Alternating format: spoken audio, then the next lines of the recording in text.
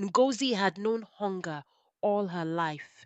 It was the kind that gnawed at her insides, twisting her stomach until she could no longer feel it.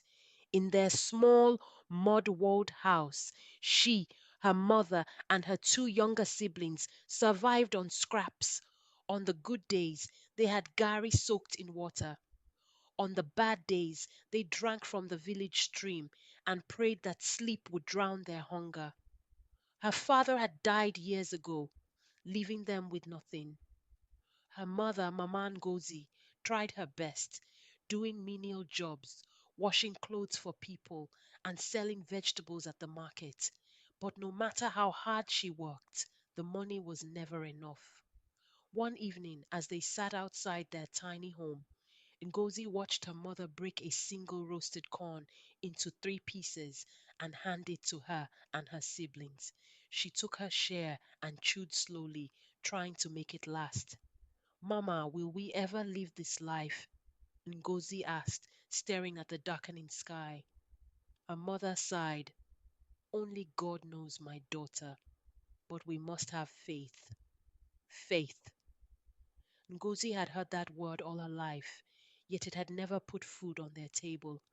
That night, as she lay on the mat beside her siblings, she made a decision. She would leave for Lagos.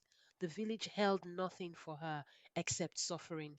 If she wanted to change her life, she had to go. Lagos was not what she expected. She had imagined a city where money flowed like water, where people lived in fine houses and never went hungry. But all she found were crowds, noise, and the harsh reality that life was just as hard here as in the village, maybe even harder. At first, she slept under the bridge with other homeless girls. She begged for food, cleaned shop floors for a few naira, and did whatever it took to survive. It was there she met Amara. You can't keep living like this, Amara told her one evening. There's a way to make real money. Ngozi eyed her warily. What way? Amara smiled, tossing her long weave over her shoulder. Men. Ngozi hesitated. She knew what Amara meant. Selling her body? The thought made her stomach turn, but hunger was worse. And if it meant sending money home to her mother and siblings, maybe it was worth it. She took the offer. Life as a street girl was brutal. The men were rough, sometimes violent, and the pay was barely enough. She sent most of it home, but every time she called, her mother still sounded the same: tired, hungry, hopeless. One night, after a particularly bad experience with a drunk customer, Ngozi sat by the roadside and wept. Amara found her there. You're wasting your beauty, Amara said, squatting beside her. There's another way, a better way. Ngozi wiped her tears. What way? A slow smile spread across Amara's lips. Come with me. The house they arrived at was nothing like the slums Ngozi was used to. It was a mansion, tall gates, sparkling windows, and guards at the entrance. Amara led her inside, and there, sitting on a plush velvet chair, was the most beautiful woman Ngozi had ever seen. Madame Roslin. She was elegance itself, flawless skin, expensive jewelry, an aura of power that filled the room. You're the girl Amara spoke of. Madame Roslin's voice was smooth, almost hypnotic. Ngozi nodded, too intimidated to speak. Madame Roslin studied her for a moment, then smiled. You want to be rich? Yes, ma. Are you willing to do anything? Ngozi hesitated. Anything, she whispered. The woman's smile widened. Good, but first you must prove your loyalty. Ngozi's chest tightened. How? Madame Roslin leaned forward. You will take an oath, and once you do, there is no turning back. That night, Ngozi followed Amara to an underground chamber beneath the mansion. Candles flickered against the walls, casting eerie shadows on the faces of the people gathered there.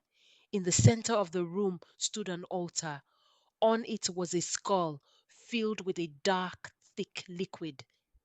Madame Roslin stepped forward. Drink, she commanded. Ngozi hesitated. What is it? Your path to wealth? Roslin said.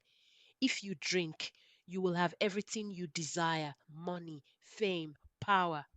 But you must never share your wealth with your family. If you do, you will lose everything. Ngozi's hands trembled as she lifted the skull to her lips.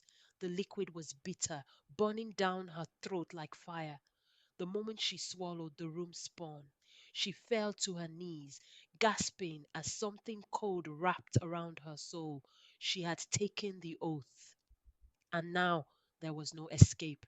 Everything changed. Ngozi became a sensation. Out of nowhere, opportunities flooded in: modeling contracts, endorsements, businesses. People worshipped her, and money flowed endlessly. But the price was high. One night, Madame Roslin summoned her. It is time, she said. Ngozi felt a chill. Time for what? The ritual. A man entered the room carrying a bundle. When he unwrapped it, Ngozi's stomach turned. A baby. Her throat tightened. I can't. You must, Roslin said, her voice cold, or everything you have will disappear. The hunger, the dark hunger, awoke inside her. Her hands shook as she reached for the child, and then she took the first bite. Ngozi sat in front of the grand dining table, staring at the silver tray placed before her. It was covered with a silk cloth, but she knew what lay beneath it. Eat! Madame Rosaline commanded, her voice calm but firm. Ngozi's stomach churned. She had taken the first step months ago when she tasted human flesh for the first time.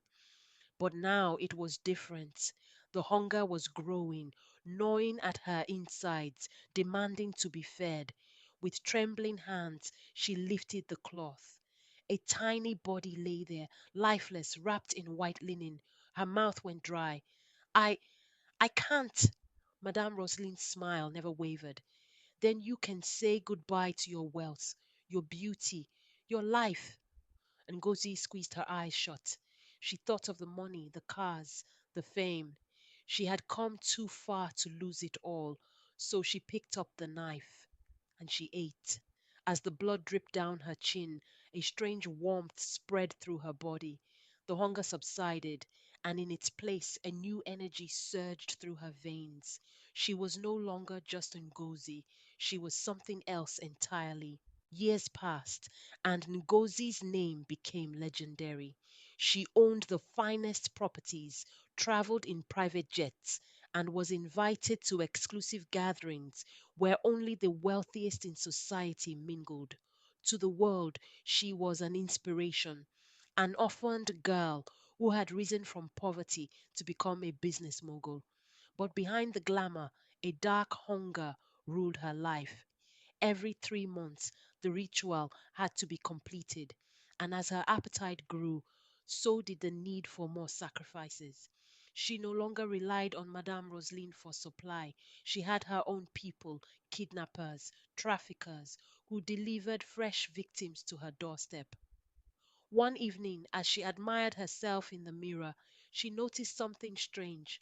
A small patch of skin on her neck looked darker, rougher, decayed. She touched it, and to her horror, it peeled off. Her heart pounded. This wasn't supposed to happen. She had followed every rule, but the hunger was growing stronger, and so was the curse. Ngozi's fame had reached its peak, but so had the whispers. It started as a simple question from a journalist. Why is it that despite your wealth, your family remains in poverty? She had laughed it off at first. I helped them in my own way, she had said. Not everything is meant for public display. But the rumors grew. People from her village spoke of her past, of the hunger they still endured while she lived in excess. She abandoned them, they said. She must have sold her soul, others murmured. The media started digging, and then one of her former suppliers was arrested. The man was tortured for information, and under pressure, he revealed everything: the child sacrifices, the secret rituals, the bodies buried in unmarked graves. Ngozi sensed the walls closing in. One night, as she scrolled through social media, she saw a headline that made her blood turn cold. Is this the dark secret behind Ngozi's success? Her hands shook. They were getting too close. She had to act fast. But what she didn't realize was that time was already running out. One night, she made a final attempt to secure a child. She arranged a secret meeting, but when she arrived, flashing lights filled the area. Freeze! Ngozi tried to run, but there was nowhere to go. The police surrounded her. The glamorous socialite, the woman everyone admired, was dragged away in handcuffs. Her secret was out. In prison, the decay consumed her. Her skin fell away in chunks, her flesh rotted, and the stench of death clung to her. Without the ritual, there was no way to stop it. She died alone in her cell, screaming as her body crumbled into nothingness. And so, the woman who once had everything was reduced to dust, just another forgotten soul swallowed by the curse of blood money.